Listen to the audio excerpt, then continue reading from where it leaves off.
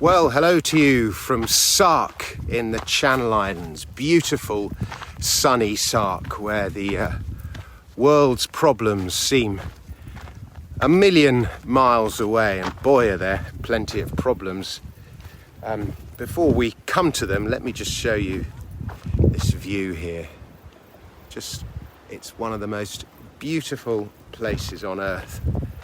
And behind me, you can see the famous isthmus that connects the two islands. There's just a population of just 400 people here. It swells a bit in the summertime. There's a big wedding taking place. I think this wedding is probably going to be the most beautiful wedding I've ever seen in my life. I've got horse and carriages taking the guests to it, and I'm quite jealous I haven't been invited. But anyway, here's another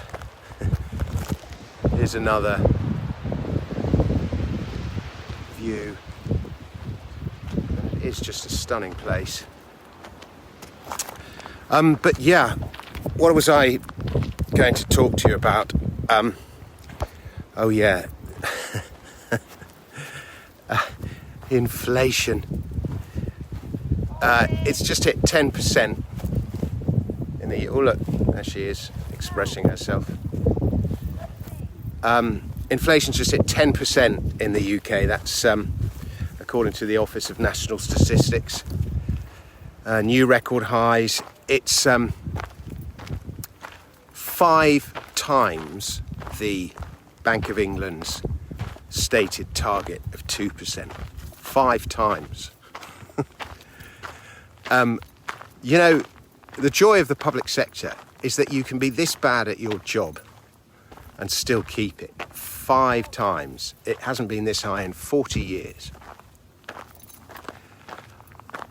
So how do we deal with it all? Well, firstly, none of this should be a surprise. When you delve below the surface, by the way, the numbers are worse. Retail price inflation, the old measure, is 12.3%. Energy prices are rising, we all know that. Food prices too. But the Bank of England base rate is still 1.75%. Carnage or not, surely it's going to have to go up. That means borrowing costs are going to go up. That'll probably send house prices down a bit. It's going to eat into everyone's wealth. On the one hand, the value of your most prized asset, your house, is going to be flat or falling. On the other, your costs, from food to energy to monthly mortgage repayments, are all rising. A lot of people are probably going to lose their jobs, their livelihoods in the squeeze, the energy squeeze that's coming. No one at the Bank of England. And so much of this is self-inflicted. You know, I get really cross when I hear officials say, no one could have predicted this and it's beyond anyone's control. I've been blathering on about it for years. And if the market sets the price of money, you can bet your bottom dollar that rates would have risen a lot higher, a lot quicker. But anyway, what are the causes of all this? There's several things. There's deglobalization. China especially has been exporting its cheap labour. Effectively, it's deflation for so long, and that had become normalised.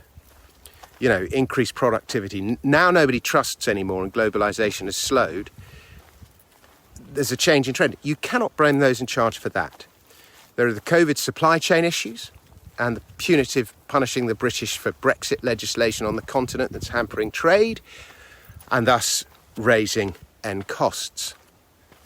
There's the dim-witted, short-sighted, beholden to the green lobby energy policy, which has led to a failure to invest in fossil fuels and nuclear. It's put up energy costs.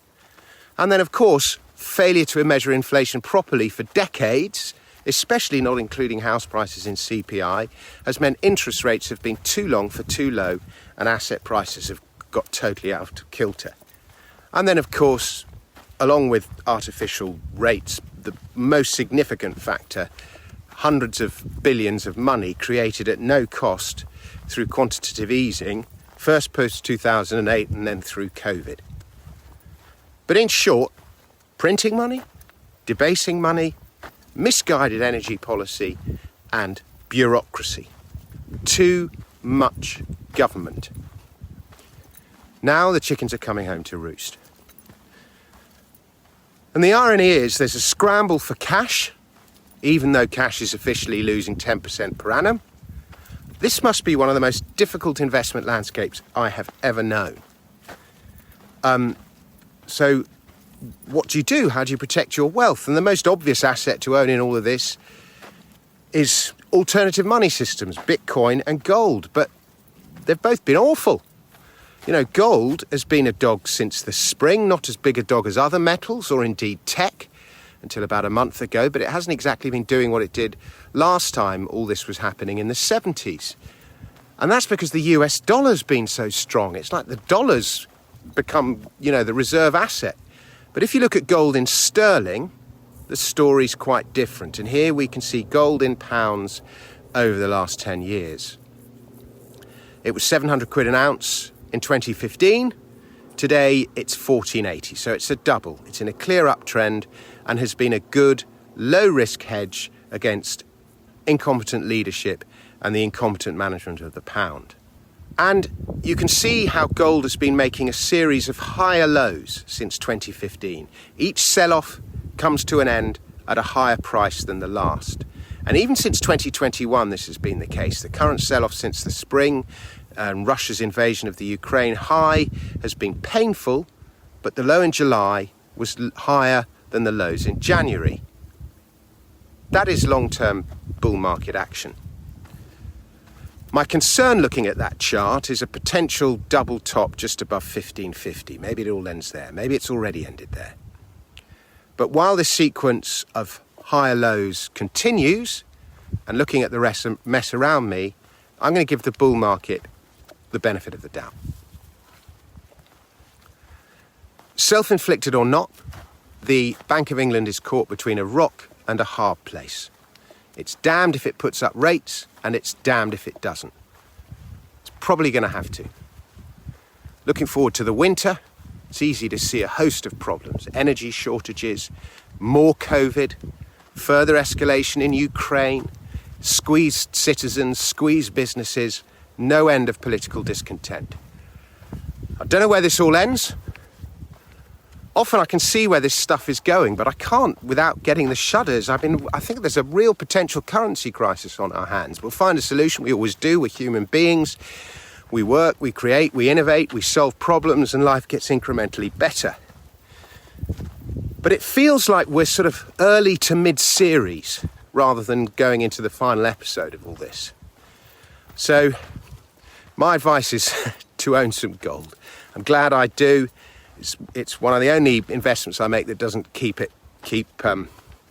me awake at night. You know, there's the old maxim: put 10% of your wealth in gold and hope it doesn't go up. And I guess that sort of applies here. But let's look finally at gold in dollars, just for your reference. I'm not going to show a chart. I'll just say that you want those lows around 1700 to hold and for that to prove a double bottom. And then there's a sort of double top around 2050. And so for now, it looks like we're sort of range trading between the two. But yeah, thank you very much for listening. I'll be back with another show very soon, another video very soon. Please subscribe to the channel, to my Substack. And if you're interested in buying gold, my recommended dealer is the Pure Gold Company, with whom I have an affiliation deal. There's another nice view of Sark behind us.